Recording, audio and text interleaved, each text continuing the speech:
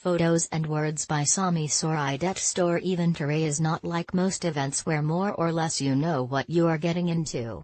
The participants had no clue in advance of where they will be cycling to, on what kind of surface, as well as where they will be spending the night. All they were promised in advance was awesome riding, food by the one and only Eventyret, and a bed under a roof to spend the night.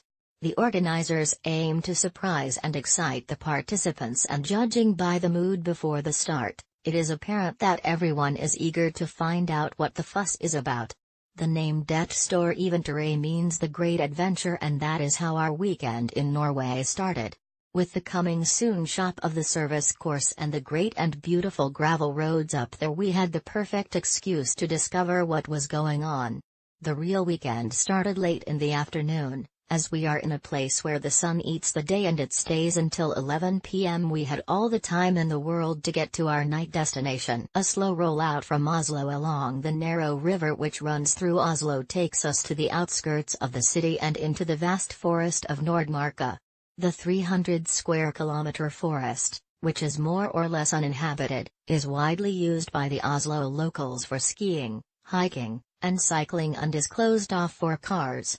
Endless lush pine tree forests with narrow gravel roads go on for what seems like forever and immediately set the tone for the upcoming days. With a 100 kilometers loop and with a reasonable amount of climbing, we venture through steep climbs and fast descents before we reach the upper level of the forest, where lakes take up large areas and moose, deer, sheep, and cows roam freely. As we roll in the top of the solar observatory, our base for the weekend, we are greeted with the lavos where Eventyret and Klaus prepare dinner with a great assortment of salads and lentils, some good fuel for a good recovery. Saturday sunny morning, we woke up in bunk beds or tents and we prepared ourselves for a nice group ride. Everybody is eager to make way, and there are lots of friendly hill sprints that we share with salutes and smiles. From lake to lake and hard-packed roads we roll fast despite the last couple of days' heavy rain.